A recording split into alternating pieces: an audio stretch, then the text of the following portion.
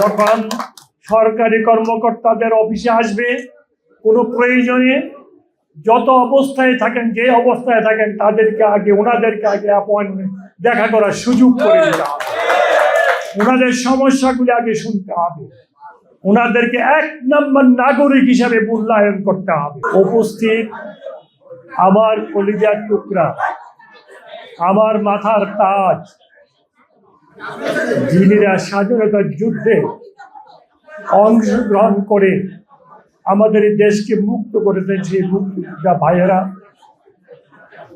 শহীদ ভাইদের স্ত্রীরা, সন্তানেরা, আসসালামু আলাইকুম ওয়া রাহমাতুল্লাহি ওয়া বারাকাতুহু।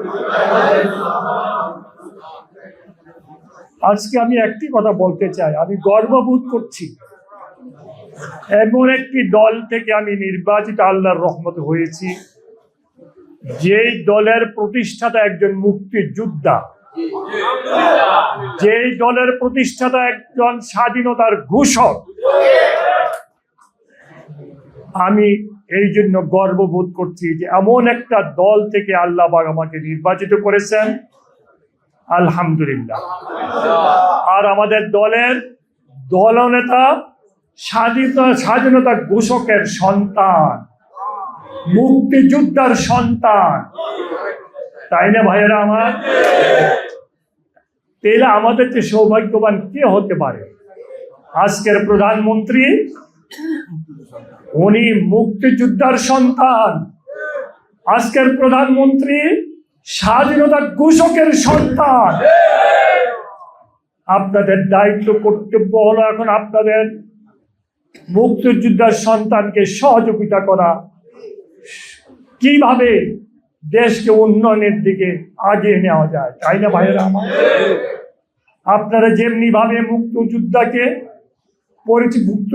পরিচালনা করেছেন, তেমনি ভাবে এখন আপনাদেরকে ওইভাবে অংশগ্রহণ করতে হবে দেশ উন্নয়নের জন্য।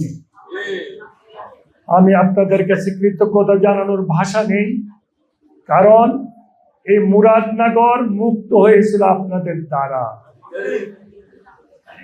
এই মুরাদনগরে স্বাধীনতা যুদ্ধের সময় কারা কারা নেতৃত্ব দিয়েছিল আমি সবই জানি। ওনারা আমার ভাই, আমার মুরব্বী, অনেকে আজকে দুনিয়াতে নাই।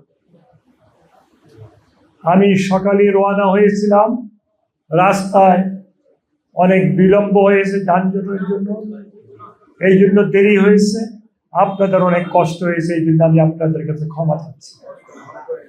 আমি উপজেলা প্রশাসনকে সবিনয় অনুরোধ করব, মুক্তিযোদ্ধা ভাইদেরকে বছরের একদিন শুধু ফুল দিয়ে সম্মান জানালে হবে না, তাদেরকে প্রতিটা মুহূর্তে, প্রতিটা সময়ে সম্মান দিতে হবে। যখন সরকারি কর্মকর্তাদের অফিসে আসবে, কোনো প্রয়োজনে যত অবস্থায় থাকেন, যে অবস্থায় থাকেন, ওনাদেরকে আগে অ্যাপয়েন্টমেন্ট দেখা করার সুযোগ করে দিতে হবে। ওনাদের সমস্যাগুলি আগে শুনতে হবে, ওনাদেরকে 1 নম্বর নাগরিক হিসাবে মূল্যায়ন করতে হবে।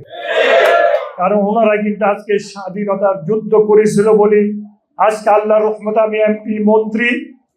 ওনারা যুদ্ধ করেছিল বলে, শাহাদাত বরণ করেছে বলে কিন্তু আজকে দেশ স্বাধীন হয়েছে। আমি এমপি, আমি মন্ত্রী, আল্লাহর রহমতে, আল্লাহ। তবে আপনাদের কাছে আমি সবিনয় অনুরোধ করব, আল্লাহকে ভুলে যাবেন না। যে আল্লাহ আপনাদেরকে সুযোগ দিয়েছেন মুক্তিযুদ্ধ করার, দেশকে স্বাধীন করার সুযোগ দিয়েছেন, তৌফিক দিয়েছেন, সে আল্লাহর প্রতি আপনাদের কৃতজ্ঞতা জানাতে হবে। আল্লাহর হুকুম অনুযায়ী চলতে হবে, নামাজ পড়তে হবে। যারা মুসলমান তারা আল্লাহর হুকুম অনুযায়ী চলতে হবে। আপনাদের কাছে অনুরোধ থাকবে যে আপনারা আরেকটা যুদ্ধ করতে হবে, এই সমাজ থেকে অন্যায়, অত্যাচার, অবিচার, জুলুম, নির্যাতন, মাদক দ্রব্য বিহীন বাংলাদেশ গড়ার জন্য। আপনারা রাজি আছেন? আমার কালকে রাত্র থেকে ছটফট করতেছিলাম কখন গিয়ে হাজির হব আমার মুরাদনগরের মুক্তিযোদ্ধা ভাইদের সামনে।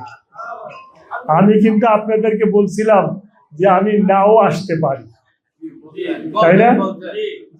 কিন্তু মন মানে নাই, চলে আসতে হয়েছে। তবে আজকে বেশি সময় নষ্ট করব না আপনাদের, কারণ নামাজের আজান হয়ে গেছে, নামাজ পড়তে হবে। আমি আজকে বলতে চাই, আপনাদের মধ্যে কিন্তু অনেক অসহায় গরিব মুক্তিযোদ্ধাদের সন্তান আছে, স্ত্রী আছে, বিধবা স্ত্রী আছে, যারা অনেক কষ্টে আছে।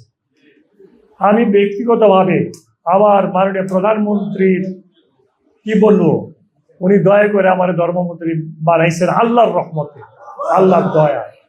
আমি বলতে চাই, আমি আপনাদেরকে ফান্ড গঠন করার জন্য 5 লক্ষ টাকা আজকে নগদ দিয়ে যাব।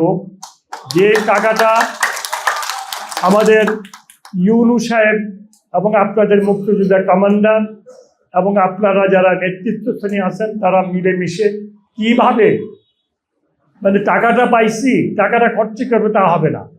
এই টাকাটা হলো যারা মুক্তিযুদ্ধ করতে যে প্রাণ দিয়েছেন তাদের সন্তানেরা, তাদের স্ত্রীরা, যারা আজকে অসহায় এবং খুব করুণ অবস্থায় আছে, এবং অনেক মুক্তিযোদ্ধা ভাইয়েরা পয়সার জন্য চিকিৎসা করতে পারে না, খুব কষ্টে আছে, তাদের জন্য ব্যয় করলে আমি খুব খুশি হব।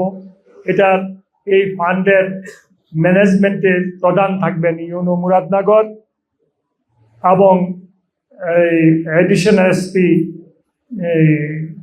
মুরাদনগর সার্কেল, আর থাকবে সম্মানিত সভাপতি আপনাদের এবং আপনাদের নেতৃস্থানীয় যারা আছেন মুক্তিযোদ্ধা ভাই, তারা নিয়ে একটা কমিটি করে করবেন।